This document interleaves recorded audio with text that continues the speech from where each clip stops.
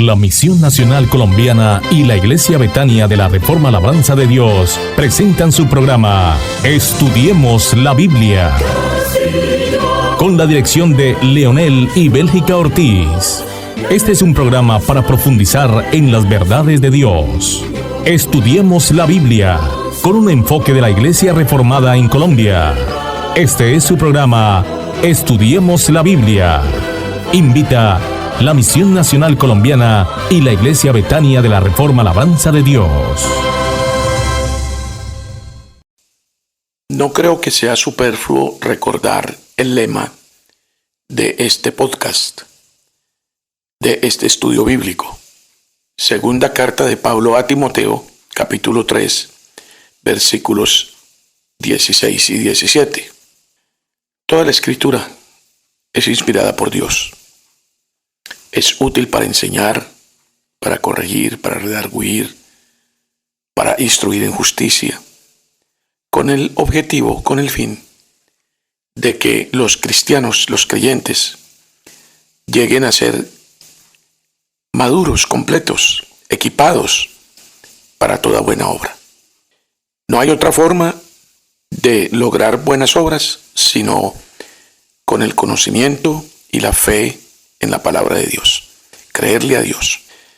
Ese es nuestro lema y me gusta reconocerlo y también advertirles que Internet, streaming, audios y todo el material tan rico que usted puede encontrar hoy en la red no reemplazan la iglesia local. Para su salud espiritual, para su crecimiento, Dios estableció que es necesario que formemos comunidades entre los que creemos lo mismo y sabemos lo mismo, para edificarnos, para crecer, para madurar. Haga un esfuerzo y busque una buena iglesia, una iglesia saludable. Le hemos dicho todas las veces, si necesita ayuda, incluso para su tiempo de vacaciones, acuda a nosotros y nosotros le ayudaremos a encontrar una buena iglesia para que se congregue. No deje de congregarse nunca, así como no debe dejar de leer y estudiar la Biblia todos los días de su vida. Ahora, encomendémonos al Señor porque necesitamos el socorro y la ayuda de Dios para este trabajo, este tiempo, esta actividad que es espiritual, pero que también requiere de nuestro estado físico, de nuestro estado mental, de nuestro estado de ánimo, para que podamos sacar fruto y provecho de lo que Dios tiene para nosotros hoy día. Acompáñenme pues en esta oración. Padre, suplicamos tu ayuda.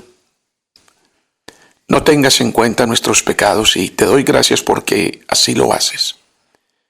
Y lo haces porque en tu justicia cobraste mis pecados y todos los pecados de tus escogidos y creyentes en la cruz del Calvario, en la persona de Cristo. Y nos has regalado su justicia, su inocencia, su libertad en cuanto a culpa. Él no es culpable de nada. Él fue el justo sacrificado por los injustos. Y te doy las gracias. Ahora, que tu Santo Espíritu nos ayude, tanto a nosotros los que leemos y exponemos tu bendita palabra, como a los que escuchan, reflexionan y guardan lo que tú les digas en el día de hoy. Has hablado conmigo mientras preparé este programa, has hablado con mi esposa mientras ella hacía las lecturas de la mejor manera posible, de manera que el fruto de tu palabra será una realidad en nuestras vidas. Gracias, Padre, por oír esta oración. En el nombre de Cristo Jesús. Amén. Evangelio de San Lucas, capítulo 22, versículos 1 al 6. Estaba cerca la fiesta de los panes sin levadura, que se llama la Pascua. Y los principales sacerdotes y los escribas buscaban cómo matarle porque temían al pueblo. Y entró Satanás en Judas, por sobrenombre Iscariote, el cual era uno del número de los 12. Y éste fue y habló con los principales sacerdotes y con los jefes de la guardia, de cómo se lo entregaría. Ellos se alegraron y convinieron en darle dinero, y él se comprometió y buscaba una oportunidad para entregárselo a espaldas del pueblo. Como ustedes bien lo acaban de escuchar, el texto se refiere a la muy conocida traición de Judas. Es necesario que nosotros pensemos que Cristo conocía a todos los hombres. Él todo lo sabe. El plan de Cristo de ser entregado en manos de pecadores para que lo mataran era un plan intencional, un plan voluntario. Él quiso hacerlo. Lo que motivó todo esto fue el amor. Y los fines que tuvo todo esto fueron sabios, santos, especialmente o en forma particular al aceptar que Judas fuera uno de los discípulos de Cristo. Aquí se nos dice cómo aquel que conocía también a Cristo, estamos hablando de Judas Iscariote, llegó a traicionarlo. Debo hacer énfasis en el pensamiento de que Satanás entró en Judas. Cuesta mucho decir si hacen más daño al reino de Dios, al reino de Cristo, el poder de sus enemigos declarados o la traición de falsos amigos. Pero sin los falsos amigos, los enemigos declarados, por ejemplo los demonios, no podrían hacer tanto mal como el que hacen ahora. Es decir, los instrumentos de Satanás son estos amigos aparentes, estos lobos disfrazados de ovejas, estos encubiertos que entran suavemente en las comunidades cristianas entre el pueblo de Dios y son instrumentos del enemigo del Señor, tratando infructuosamente, claro está, de destruir la iglesia. Aunque causan daño, las puertas del infierno no prevalecerán contra la iglesia. No pararán el empuje de la evangelización hasta que el último de los escogidos haya escuchado el evangelio. En otras palabras, cada acto de traición, y lo es cada pecado, son los efectos de la instrumentalización que ejecuta Satanás por medio de seres humanos que se ponen a su servicio. Es bueno recordar que los seres humanos solo tenemos dos opciones posibles. Una, somos felices siervos de Dios en libertad de no ofenderlo, o somos desgraciados siervos de Satanás, siervos del mundo o siervos de nosotros mismos o lo que otros llaman la carne. El asunto, mis queridos seguidores, es que ambas opciones tienen implicaciones eternas. Los invito a que consideremos algunas ideas muy importantes respecto de este tema antes de dar por concluida nuestra reflexión acerca de la traición de Judas. En Lucas 22, versículo 2 dice: y los principales sacerdotes y los escribas buscaban cómo matarle porque temían al pueblo. Nos debe quedar muy claro que quienes estaban en este plan de matar a Jesús de Nazaret eran los principales sacerdotes y los escribas, según ellos, en defensa de la religión y como un servicio a Dios. Gente muy sumida en el judaísmo y representantes muy destacados en el liderazgo religioso y político de la nación judía. Esto eran los principales sacerdotes y los escribas.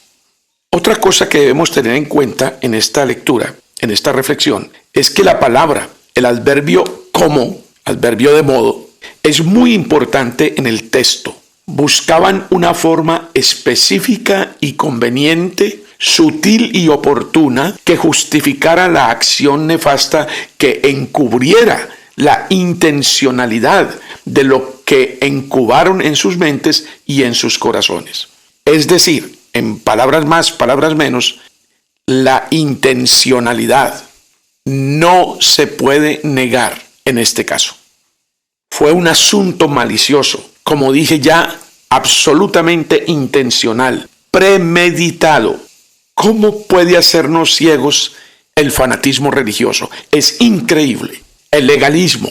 Es muy impresionante cómo esto se apodera de nuestra mente y cómo lo trabaja el enemigo para convertirnos en sus instrumentos. En tercer lugar, quiero que contemplemos esta expresión en el texto que dice que no le ponían la mano encima, no lo apresaban, porque le temían al pueblo, No sé cómo juzguen ustedes esto, lo del temor al pueblo, pues el pueblo reconocía a Jesús de Nazaret como Mesías, o al menos como profeta o enviado del cielo. Esta convicción popular hace que los principales sacerdotes y los escribas judíos sean mucho más responsables en la ejecución de nuestro Señor Jesucristo. Supieron que no se trataba de un hombre normal, común y corriente. No se trataba de un charlatán, mucho menos de un criminal. Se trataba de alguien que tenía una unción única y absolutamente visible, celestial. El pueblo lo veía y discernía con claridad. ¿Qué sucedió? No indagaron, no inquirieron, no fueron a los profetas, solo basaron sus conjeturas y conclusiones y decisiones basados única y exclusivamente en su tradición. Nosotros, queridos seguidores, debemos cuidarnos de no caer en lo mismo. No es la tradición, no son las palabras de los hombres. Se trata de la sola Escritura, la sola Biblia. No hay cosa más peligrosa que nuestro propio criterio. Confiar a ciegas en nuestra propia mente es lo que nos ha llevado a las profundidades de la corrupción que hoy vivimos y a la maldad que hoy vive el mundo en general. Así lo ha sido siempre. El hombre no ha cambiado desde su caída en el Edén. Por eso necesitamos de la Escritura, tener el Evangelio a la mano y recordarlo cada día, estudiarlo, indagarlo, inquirir sobre él, sobre los acontecimientos, personajes, hechos, tiempos, etcétera, etcétera. El blanco del enemigo de Dios y de sus seguidores está constituido por el conjunto precioso de los niños y adolescentes del mundo, especialmente hoy, en esta era que nos ha tocado vivir. Los están corrompiendo y los quiere aniquilar espiritualmente y moralmente. Necesitamos urgentemente volver a las Sagradas Escrituras y que nuestros niños vuelvan a ellas. Romanos capítulo 12, versículo 2. No os conforméis a este siglo, sino transformaos por medio de la renovación de vuestro entendimiento, para que comprobéis cuál sea la buena voluntad de Dios, agradable y perfecta. El consejo de las Escrituras es que no pensemos como piensa el grueso de la humanidad. No pensemos como humanos. Nuestros pensamientos son fruto de una mente renovada por la transformación del Espíritu Santo en nosotros, porque nosotros, al creer, ahora tenemos la mente de Cristo. Ahora, en el contexto de Romanos 12, entre los efectos que produce una mente renovada están estos. Escúchelo de la mismísima palabra de Dios. Romanos capítulo 12, versículo 16. Unánimes entre vosotros, no altivos, sino asociándoos con los humildes. No seáis sabios en vuestra propia opinión. Quiero recalcar la última frase del versículo. No seáis sabios o no sean sabios ustedes en su propia opinión.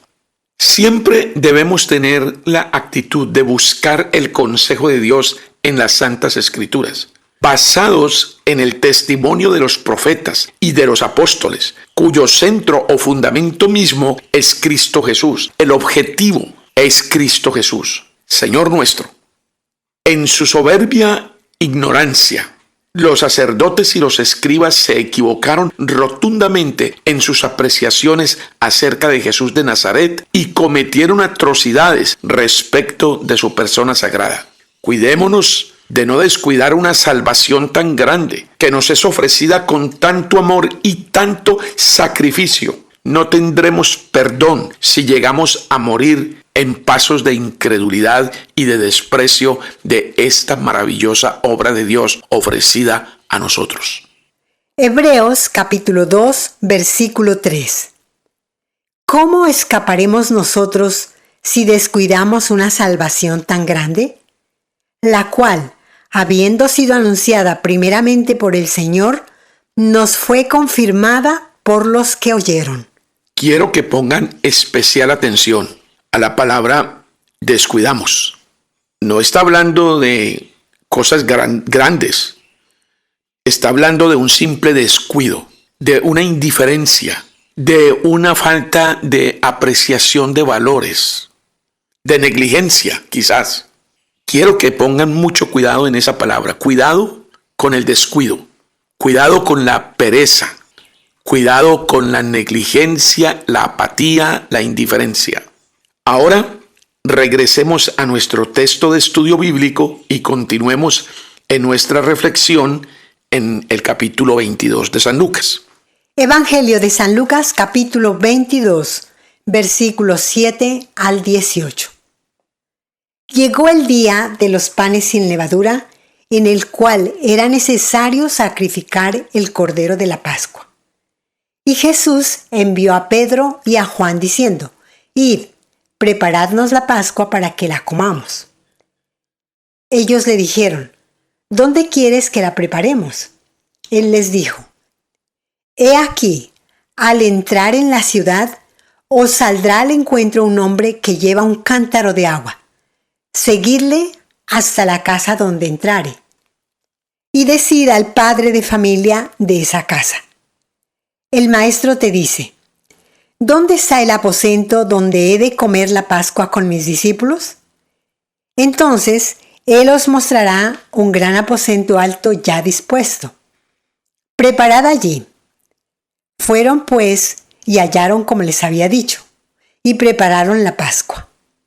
Cuando era la hora, se sentó a la mesa y con él los apóstoles.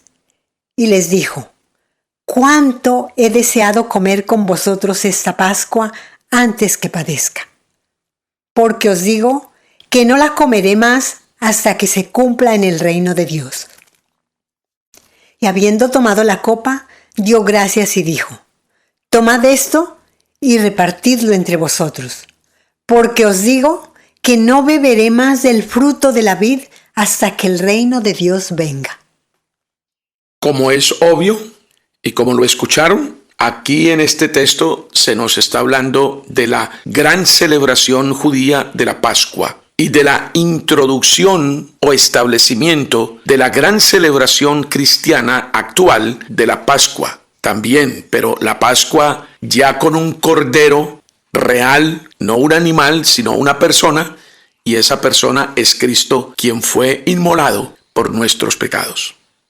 Cristo guardó las ordenanzas o sacramentos de la ley, particularmente la de la Pascua, para enseñarnos a observar las instituciones del Evangelio y más que nada la de la Cena del Señor. Los que andan por la palabra de Cristo no tienen que temer desilusiones, según las instrucciones que les dio el Señor Jesucristo. Todos los discípulos se prepararon para la Pascua. Jesús expresa su alegría por poder celebrar esta Pascua. La deseaba, aunque sabía que luego de ella vendrían sus sufrimientos, porque tenía como objetivo la gloria de su Padre, el cumplimiento de su voluntad y la redención del hombre.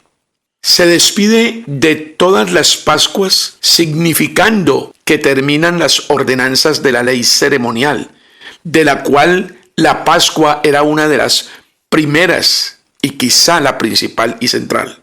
El tipo, que era la Pascua judía, fue dejado de lado porque ahora en el reino de Dios había llegado la sustancia, había llegado lo perfecto, había llegado lo completo.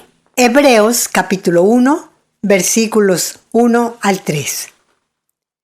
Dios, habiendo hablado muchas veces y de muchas maneras en otro tiempo a los padres por los profetas, en estos postreros días nos ha hablado por el Hijo, a quien constituyó heredero de todo y por quien asimismo hizo el universo, el cual, siendo el resplandor de su gloria y la imagen misma de su sustancia, y quien sustenta todas las cosas con la palabra de su poder, habiendo efectuado la purificación de nuestros pecados por medio de sí mismo, se sentó a la diestra de la majestad en las alturas. Los sacerdotes y los escribas del tiempo de Jesús no miraron el testimonio de los profetas. Por lo tanto, no pudieron discernir la verdad acerca de Jesús de Nazaret y no lo recibieron. ¿Por qué? Otra vez les digo, porque los sacerdotes, los escribas, los fariseos, los saduceos, ponían todo su cuidado y todo su estudio en la tradición, en lo que habían dicho otros rabinos, en lo que habían comentado otros religiosos del pasado. Nosotros estamos llamados a recordar la última Pascua celebrada por el Señor y la introducción de la nueva Pascua, que es Cristo Jesús. Ya no es un cordero simbólico, es el verdadero Cordero de Dios inmolado por nosotros. Tenemos más responsabilidad nosotros que los sacerdotes y los escribas del tiempo de Jesús. Evangelio de San Lucas, capítulo 22, versículos 19 y 20. Y tomó el pan y dio gracias y lo partió y les dio diciendo: Esto es mi cuerpo que por vosotros es dado. Haced esto en memoria de mí. De igual manera, después que hubo cenado, tomó la copa diciendo: Esta copa es el nuevo pacto en mi sangre, que por vosotros se derrama. Aquí está el acto central, el acto que llena todo lo que es la institución, el establecimiento de la cena del Señor que practicamos hoy, que en otros términos y en otros contextos le llaman la Eucaristía. La cena del Señor es una señal o conmemoración de Cristo que ya vino, que nos liberó muriendo por nosotros. Su muerte se pone ante nosotros de manera especial en esta ordenanza, en este sacramento, por la que recordamos esa muerte. Es que Cristo quiso ser recordado de manera especial y sobresaliente por su muerte, no por ningún otro acontecimiento, por su muerte. Aquí, el partimiento del pan nos recuerda el quebranto del cuerpo de Cristo en sacrificio por nosotros. Es un recordatorio, es una conmemoración, es una manera muy práctica, es una manera muy clara de recordar el Evangelio continuamente. Nada puede ser mejor alimento y más satisfactorio para el alma que la doctrina de la expiación del pecado hecha por Cristo y la seguridad de tener parte en esa expiación. Por tanto, hacemos esto en memoria de lo que Él hizo por nosotros cuando murió por nosotros y como recordatorio de lo que hacemos al unirnos a Él en el pacto eterno. El derramamiento de la sangre de Cristo, por lo cual se hace la expiación, se representa por el vino en la copa. Y esta representación es muy seria e importante. La haremos, la viviremos de nuevo en el cielo nuevo y en la tierra nueva. Evangelio de San Lucas, capítulo 22, versículo 18. Porque os digo que no beberé más del fruto de la vid hasta que el reino de Dios venga. De todas formas, esta revelación es muy importante, la de la Cena del Señor, como sacramento, porque apunta a la segunda venida de Cristo. Esto sí, indudablemente, como dice en 1 Corintios 11:26, así pues, todas las veces que comiereis este pan y bebiereis esta copa, la muerte del Señor anunciáis hasta que Él venga. Hay un anuncio de su segunda venida aún en la institución de la Santa Cena. Yo no sé qué importancia le dan los cristianos a la necesidad de obedecer esta orden del Señor. Al practicar este sacramento, no sé cómo lo valoran, no sé cómo lo entienden, no sé por qué se abstienen de tomarlo. Esto es el todo, esto es el Evangelio. Esto es el recordatorio más gráfico de lo que Cristo hizo por nosotros y lo que nunca debe desaparecer de nuestra mente ni de nuestro corazón. Lo que debe sembrar la gratitud en nosotros para que actuemos en otra forma frente a aquel que tanto nos amó. Evangelio de San Lucas, capítulo 22, versículos 21 al 38. Mas he aquí, la mano del que me entrega está conmigo en la mesa. A la verdad, el Hijo del Hombre va según lo que está determinado. Pero ay de aquel hombre por quien es entregado. Entonces ellos comenzaron a discutir entre sí quién de ellos sería el que había de hacer esto. Hubo también entre ellos una disputa sobre quién de ellos sería el mayor. Pero él les dijo: los reyes de las naciones se enseñorean de ellas, y los que sobre ellas tienen autoridad son llamados bienhechores. Mas no así vosotros, sino sea el mayor entre vosotros como el más joven, y el que dirige como el que sirve. Porque, ¿cuál es mayor, el que se sienta a la mesa o el que sirve? ¿No es el que se sienta a la mesa?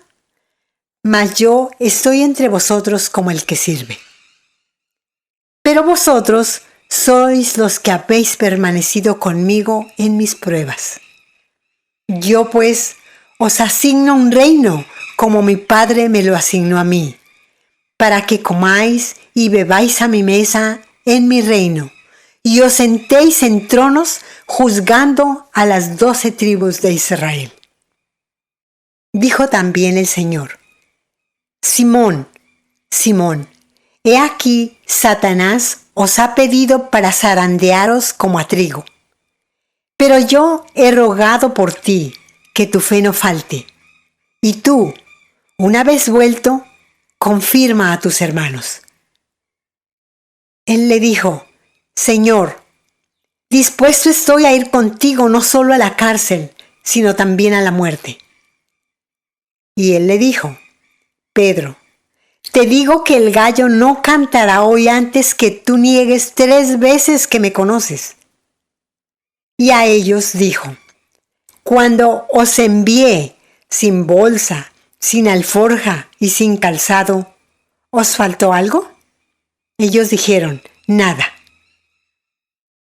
Y les dijo: pues ahora, el que tiene bolsa, tómela, y también la alforja. Y el que no tiene espada, venda su capa y compre una. Porque os digo que es necesario que se cumpla todavía en mí aquello que está escrito. Y fue contado con los inicuos, porque lo que está escrito de mí tiene cumplimiento. Entonces ellos dijeron: Señor, aquí hay 2 espadas. Y él les dijo: basta. En el texto que ustedes acaban de leer, o que acaban de escuchar mejor, indudablemente hay una amonestación de parte de Cristo para sus discípulos. Qué inconveniente para el carácter del seguidor de Jesús es la ambición mundana de ser el más grande, sabiendo que Cristo asumió la forma de siervo y se humilló hasta la muerte de cruz, una muerte miserable, humillante, un cadalso que solo se usaba para lo peor de los criminales en aquella época.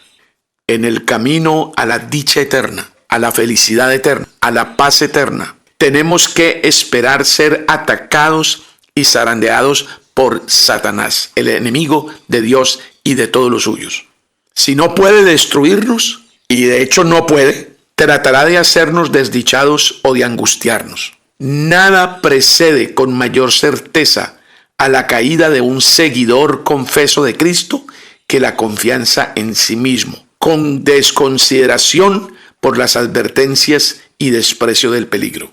No podemos tentar a Dios. No podemos ser tan soberbios y arrogantes de tener seguridad en nosotros mismos. Lo único que hay en nosotros es vulnerabilidad. Somos muy propicios al pecado, muy inclinados al pecado. En verdad, somos depravados. A menos que velemos y oremos, siempre podemos ser arrastrados en el curso del día a aquellos pecados contra los cuales estábamos más decididos a luchar en la mañana al levantarnos. Hoy no haré tal cosa. Hoy no repetiré esta experiencia. Hoy no ofenderé. Si los creyentes fueran dejados a sí mismos, caerían y caerían y caerían, pero son mantenidos por el poder de Dios y la oración de Cristo. Gracias a Dios que Él ora por nosotros a la diestra del Padre.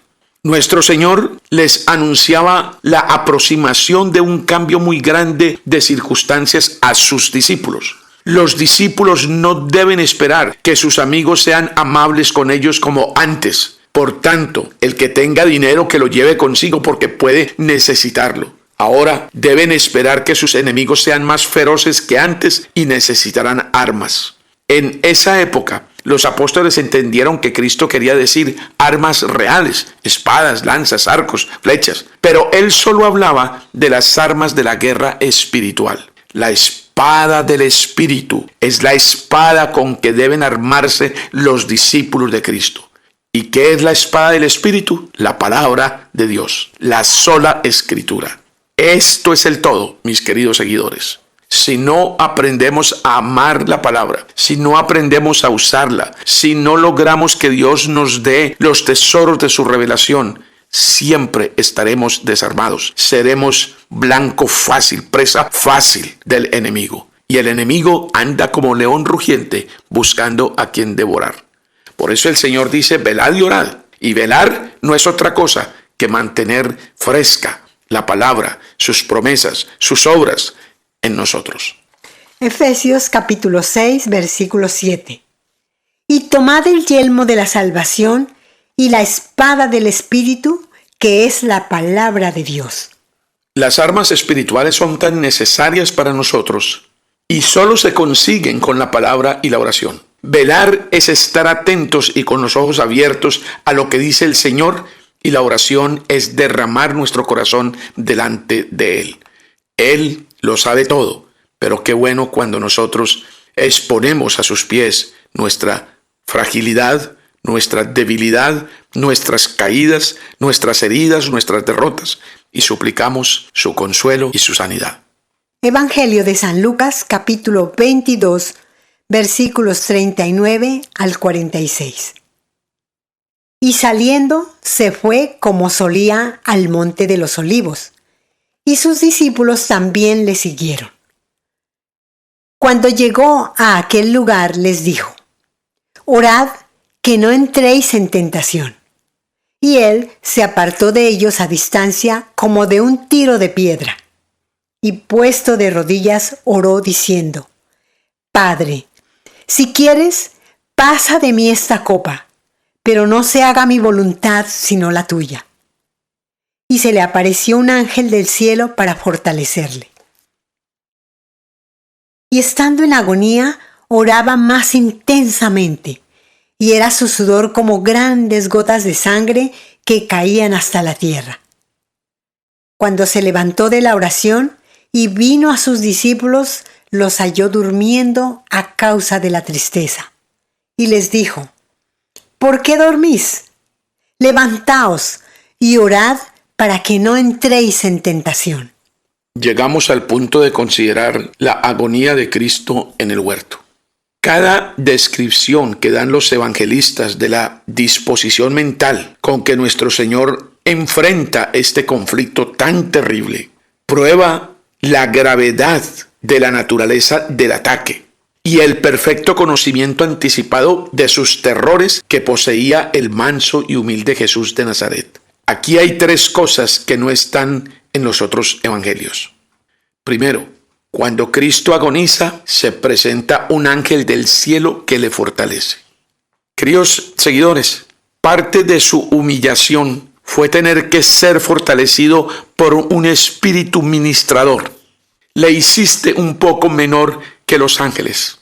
Cristo se humilló desde que nació en un pesebre hasta que murió y fue sepultado en un sepulcro prestado. Toda su vida fue humillación, humildad suprema, cosa que es ausente en nuestras vidas y en nuestros corazones. Si hay prepotentes y soberbios sobre la tierra, somos nosotros, los seres humanos, que estamos llenos de exigencias sobre derechos y casi nunca contemplamos nuestros deberes, nuestros propósitos, nuestras metas, el verdadero significado de la existencia. Sería bueno ayudarnos con una lectura específica y puntual de las Sagradas Escrituras. Escúchela. Hebreos capítulo 2, versículo 9.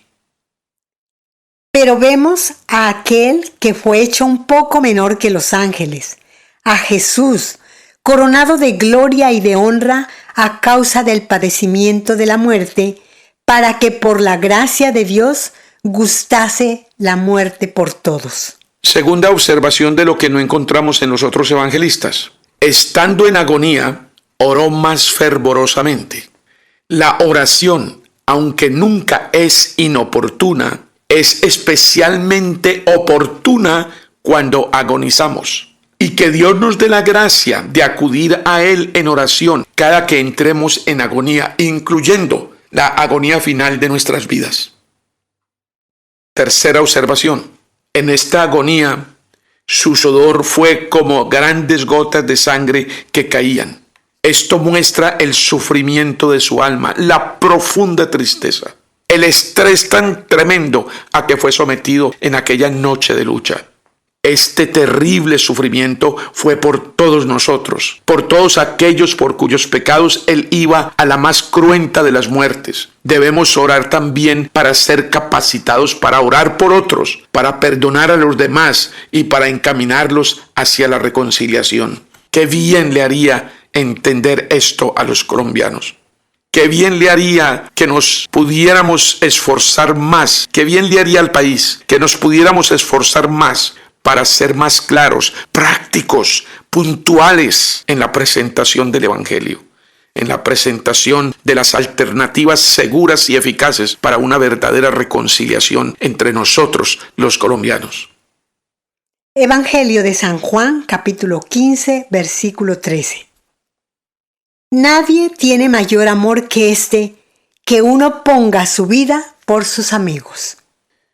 Es muy triste, como lo fue en los tiempos de Cristo, que la luz venga y prefiramos las tinieblas.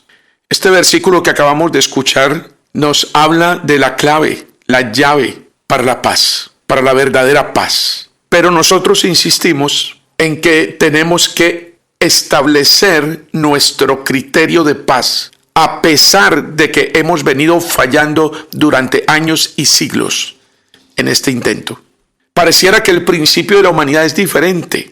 No que yo ponga mi vida por mis amigos, sino que mis amigos la pongan por mí. No importa la vida de los demás, solo importa mi vida. Oremos también para que el Señor nos capacite para resistir hasta derramar nuestra sangre en la lucha contra el pecado. Y ese pecado incluye el desamor hacia los demás. Si alguna vez nos llama a derramar la sangre por la causa del Evangelio, por amor a otros, que seamos capaces de enfrentar ese momento. A mí me causa mucha tristeza escuchar la expresión de nuestro presidente, que las armas no se apunten contra el pueblo. Pero no sé qué es lo que él ve cuando habla de esta manera. Porque el pueblo apunta sus armas contra el pueblo. Analícelo, piénselo. El planteamiento de Cristo está en que yo debo tener la disposición de dar mi vida por mis amigos, por mis compatriotas, por mis hermanos, por la causa de Cristo, por el reino, por el establecimiento del amor, y no al contrario. Romanos capítulo 6, versículo 6. Sabiendo esto, que nuestro viejo hombre fue crucificado juntamente con él, para que el cuerpo del pecado sea destruido, a fin de que no sirvamos más al pecado. La próxima vez que en tu imaginación te detengas a deleitarte en algún pecado favorito, piensa en sus efectos como los que ves aquí. Mira sus terribles efectos en el huerto de Getsemaní y desea profundamente odiar y abandonar a ese enemigo con la ayuda de Dios y de rescatar pecadores por los cuales el Redentor oró y agonizó y sangró por ellos, por ti, por mí y por todos los pecadores que Él escogió para ser su pueblo. Evangelio de San Lucas, capítulo 22, versículos 47 al 53. Mientras él aún hablaba, se presentó una turba, y el que se llamaba Judas, uno de los 12, iba al frente de ellos, y se acercó hasta Jesús para besarle. Entonces Jesús le dijo: Judas, ¿con un beso entregas al Hijo del Hombre? Viendo los que estaban con él lo que había de acontecer, le dijeron: Señor, ¿heriremos a espada? Y uno de ellos hirió a un siervo del sumo sacerdote y le cortó la oreja derecha.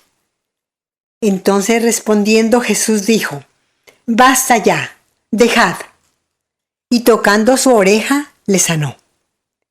Y Jesús dijo a los principales sacerdotes, a los jefes de la guardia del templo y a los ancianos que habían venido contra él: ¿Como contra un ladrón habéis salido con espadas y palos? Habiendo estado con vosotros cada día en el templo, no extendisteis las manos contra mí, mas esta es vuestra hora y la potestad de las tinieblas. Aquí vemos pues la historia de cómo se consumó la traición a Cristo. Nada puede ser mayor afrenta o dolor para el Señor Jesús que ser traicionado por los que profesan ser sus seguidores y dicen que le aman. Muchos ejemplos hay de Cristo traicionado por quienes bajo la apariencia de piedad luchan contra su poder. Aquí Jesús dio un ejemplo ilustre de su regla de hacer el bien a los que nos odian, como después lo dio sobre orar por quienes nos tratan despreciablemente, por nuestros enemigos. La naturaleza corrompida envuelve nuestra conducta hasta el extremo. Debemos buscar la dirección del Señor antes de actuar en circunstancias difíciles. Cristo estuvo dispuesto a esperar sus triunfos hasta que su guerra estuviera consumada, y así debemos hacer nosotros también. Escuchen bien esto: la hora y el poder de las tinieblas fueron cortos, y siempre será así con los triunfos de los impíos. El enemigo de Cristo, el enemigo número uno de Cristo, estaba seguro que lo aniquilaría en la cruz. Pero fue su grito de victoria. Y fue el grito de victoria y libertad para todos los que creemos, confirmado y rubricado, autenticado con la resurrección gloriosa de nuestro Señor Jesucristo, que aunque a través de los siglos los detractores han tratado de ignorarla y de negarla, no han podido llegar a una conclusión cierta de que la resurrección de Cristo no haya sucedido. Evangelio de San Lucas, capítulo 22, versículos 54 al 62. Y prendiéndole, le llevaron y le condujeron a casa del sumo sacerdote. Y Pedro le seguía de lejos. Y habiendo ellos encendido fuego en medio del patio, se sentaron alrededor. Y Pedro se sentó también entre ellos. Pero una criada, al verle sentado al fuego, se fijó en él y dijo: También éste estaba con él. Pero él lo negó, diciendo: Mujer, no lo conozco. Un poco después, viéndole, otro dijo: Tú también eres de ellos. Y Pedro dijo: Hombre, no lo soy. Como una hora después, otro afirmaba diciendo: Verdaderamente también éste estaba con él, porque es Galileo. Y Pedro dijo: Hombre, no sé lo que dices. Y enseguida, mientras él todavía hablaba, el gallo cantó. Entonces, vuelto el Señor, miró a Pedro. Y Pedro se acordó de la palabra del Señor que le había dicho: Antes que el gallo cante, me negarás 3 veces. Y Pedro, saliendo fuera, lloró amargamente. Lo que acaban de escuchar es uno de los episodios y pasajes de la Biblia más tristes que usted pueda considerar. La caída de Pedro fue negar que conocía a Cristo y que era su discípulo. Lo negó debido a la angustia y al peligro. Uno casi que no quisiera estar en los zapatos de Pedro. El que una vez dijo una mentira, o el que alguna vez dice una mentira, es tentado fuertemente a persistir en eso. Es un hábito, es una costumbre, es una antidisciplina. El comienzo de ese pecado, como en cualquier otra de las luchas, es como dejar correr el agua. El Señor se vuelve y mira a Pedro Vamos a detenernos un poco en este punto de la narración. El Señor de un momento a otro dirige su mirada hacia Pedro y lo encuentra mirándolo a él, Pedro mirando al Señor. Fue una mirada acusadora. Jesús se volvió y lo miró como diciendo: Pedro, ¿no me conoces? Segundo, fue una mirada de reproche. Pensemos con qué aspecto de reprensión nos mira Cristo con justicia cuando nosotros pecamos. ¿Otra vez, hijo mío? ¿De nuevo? 3. Fue una mirada de amonestación. Tú que eras el más dispuesto a confesarme como hijo de Dios y que prometiste solemnemente no negarme jamás, que ibas a dar la vida por mí, ¿qué hiciste? 4. Fue una mirada compasiva. Pedro, cuán caído y deshecho estás si no te ayudo. 5. Fue una mirada de mando. Pedro, ve y reflexiona. Y 6. Fue una mirada significante. Significaba la transmisión de gracia al corazón de Pedro para capacitarlo para que se arrepintiera. La gracia de Dios obra en la palabra de Dios y por ella la trae a la mente y la hace llegar a la conciencia y así da al alma el feliz regreso. Cristo miró a los principales sacerdotes, pero no los impresionó como impresionó a Pedro. No fue la sola mirada de Cristo lo que restauró a Pedro, sino su gracia divina en esa mirada. Démosle gracias a Dios que nos ha mirado a nosotros los creyentes, los que hemos creído, con esa mirada de gracia, de compasión, de misericordia. E invito a todos los que todavía no han experimentado el perdón de sus pecados, el arrepentimiento verdadero, a que acudan a Cristo y vayan a Él, porque Él es la fuente de toda gracia. Evangelio de San Lucas, capítulo 22, versículos 63 al 71. Y los hombres que custodiaban a Jesús se burlaban de él y le golpeaban. Y vendándole los ojos le golpeaban el rostro y le preguntaban diciendo: Profetiza, ¿quién es el que te golpeó? Y decían otras muchas cosas injuriándole. Cuando era de día, se juntaron los ancianos del pueblo, los principales sacerdotes y los escribas, y le trajeron al concilio, diciendo: ¿Eres tú el Cristo? Dínoslo. Y les dijo: Si os lo dijere, no creeréis. Y también, si os preguntare, no me responderéis ni me soltaréis. Pero desde ahora, el Hijo del Hombre se sentará a la diestra del poder de Dios. Dijeron todos: Luego, ¿eres tú el Hijo de Dios? Y él les dijo: Vosotros decís que lo soy. Entonces ellos dijeron: ¿Qué más testimonio necesitamos? Porque nosotros mismos lo hemos oído de su boca. Cristo reconoce y confiesa públicamente que Él es el Hijo de Dios.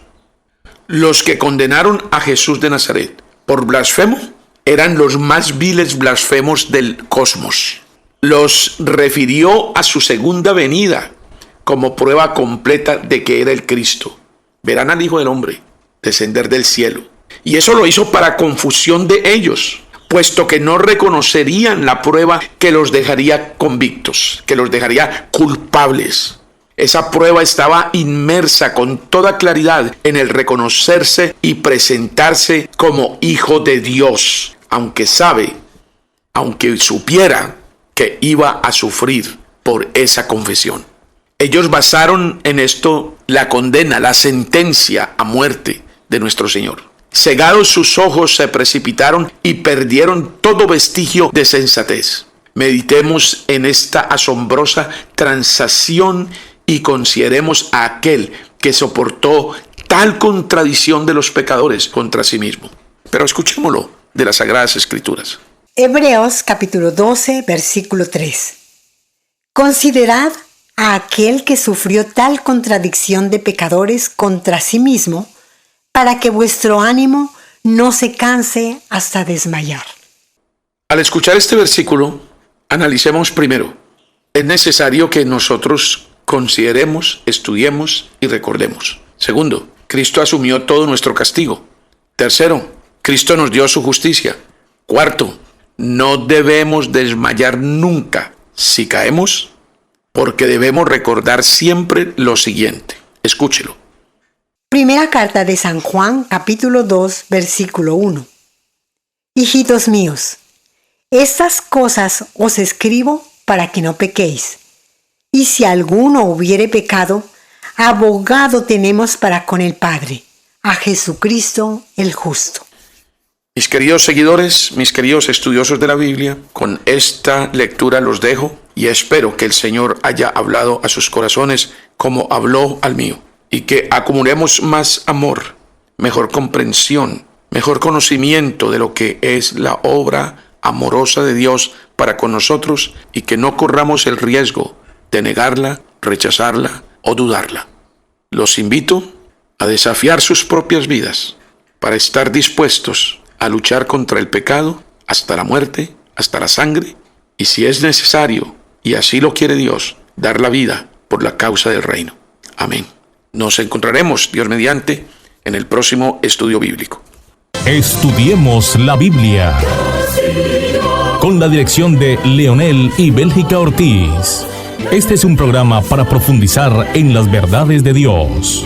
Estudiemos la Biblia, con un enfoque de la Iglesia Reformada en Colombia. Este es su programa, Estudiemos la Biblia. Invita la Misión Nacional Colombiana y la Iglesia Betania de la Reforma Labranza de Dios.